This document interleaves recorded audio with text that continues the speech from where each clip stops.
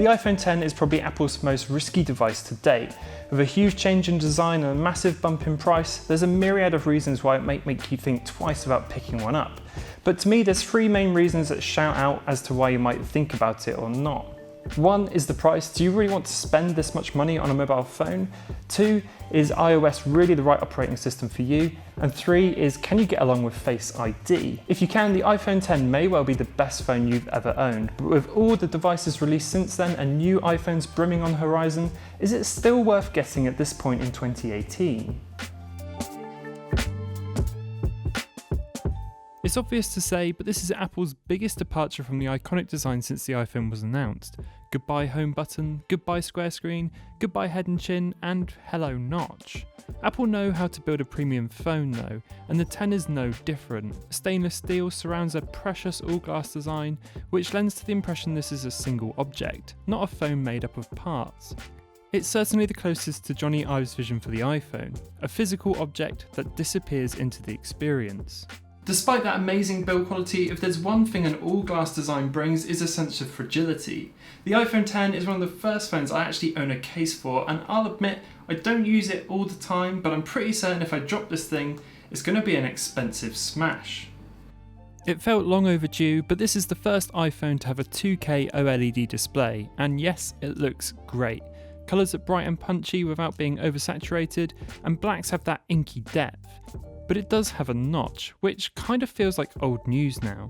It's funny to think that when it was first revealed how everyone thought the notch was a horrible thing, and now halfway into 2018 it's the standard look for a lot of new devices. A lot of that goes to show that having a notch is actually beneficial to the end user. More screen space is always a good thing, and it seems companies and customers are responding to that ideal pretty well. I do feel a notch is currently out of necessity though. Realistically, no phone designer wants a notch on their displays, but until technology will allow the camera to be seated under the screen, or some other creative solution is found, the notch is here to stay. With that notch comes Face ID, which is the biggest shake-up to the iPhone formula in a long time. Replacing the beloved Touch ID, Face ID scans your face for its new security measure. Over the few months that I've been using it, I've actually adapted really well. It's fast, it works in dark situations, and apparently it's more secure than Touch ID. So what's to lose? Well, you do have to actively look at it, which feels initially a little strange, and if you're the type of person to check notifications while your iPhone is static on a desk, you might just have to get into the habit of picking it up to face you. Otherwise, you'll be pulling off some strange moves to unlock it.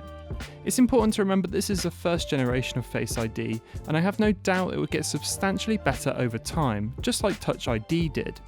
Those advanced cameras also bring an emoji into the fold, which are a fun addition to iMessage. The tracking is pretty amazing, and with iOS 12 on the way, there's even more fun to be had. It might seem a little frivolous right now, but having such good tracking tech in these cameras could mean great things for AR, which at least for now feel a little bit untapped.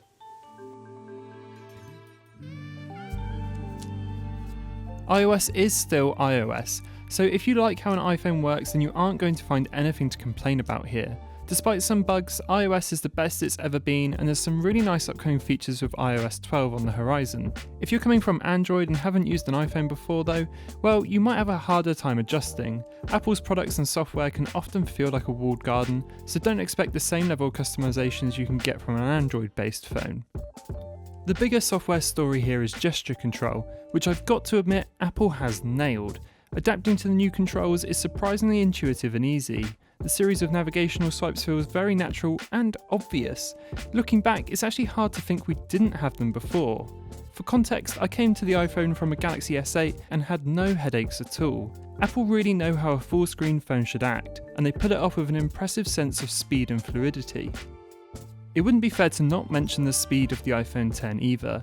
This thing really does smash through anything you throw at it, and I've yet to encounter any lag across the system. I used to close my apps quite often, but I've never felt the need to close them on my iPhone X, because it's never even hinted at slowing down.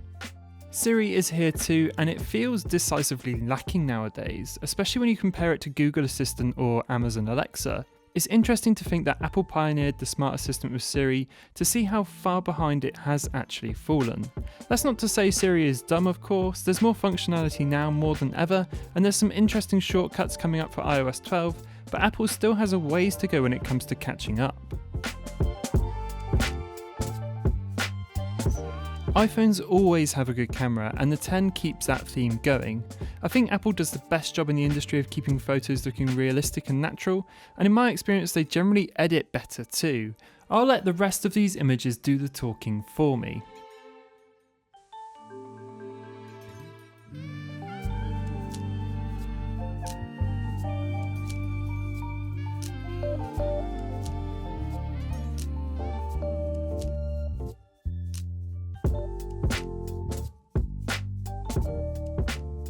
Despite having an excellent camera, I don't think it's the best one out there, and especially not in 2018. I would say the Pixel 2 still probably holds that crown, and the current offerings from Samsung and Huawei are really pushing the boundaries in camera designs.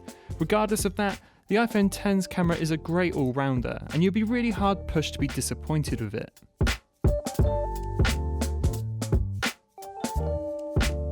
I find battery life to get more and more subjective each time I review a phone, and it really does depend not only on how much you use your phone, but how you use it. Personally, I've been impressed with how well the iPhone X deals with battery. I've been hitting the end of the day with an impressive 30 to 40% left in the tank, but that's based off my own use. The long and short is you shouldn't struggle to get a day out of this phone, but if you're more of a power user, then don't be surprised if you're topping up before the day is out. If you're looking for real performance in battery life on an iPhone, then the iPhone 8 Plus is probably going to be the one to go for.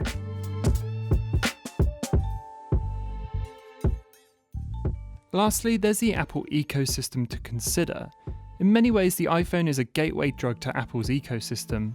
For example, the Apple Watch is no doubt the best smartwatch on the market, but it only works with iPhone. The W1 chip is much better for Bluetooth connections, but it's tied to iOS. Apple's HomePod literally won't work with an Android phone, and iMessage, which is enough alone for some people to stick with the iPhone, is all tied up in this ecosystem. This is a bit of a double-edged sword. It's fantastic if you're all in on Apple and the iPhone, but it makes it incredibly hard to leave if you decide you want to change. Do you really want to give up your smartwatch, AirPods, HomePod and iMessage just because you fancy a switch up? One final thing to consider though is Apple's support for their products, which is also absolutely stellar. The iPhone 5S, which is 5 years old now, is still running the latest software and is getting the upgrade to iOS 12 this year. You'd be really hard pushed to find an Android device running the latest software out of the box, let alone 5 years down the line. So is the iPhone X still worth going for? If you're in the market for the best iPhone, then yes, definitely, this is the best one Apple have ever made. But if you're on the fence, it might be worth checking out some of the competition. Samsung's S9, the Huawei P20 Pro, even Google's Pixel 2 are still about £200 to £300 less and deliver an experience that's completely on par with the 10. However, if you're looking for something truly new, it might be worth waiting until September to see what Apple have got up their sleeves. So those are my thoughts. If you've enjoyed the video, do pop a like, and I will see you all in the next one.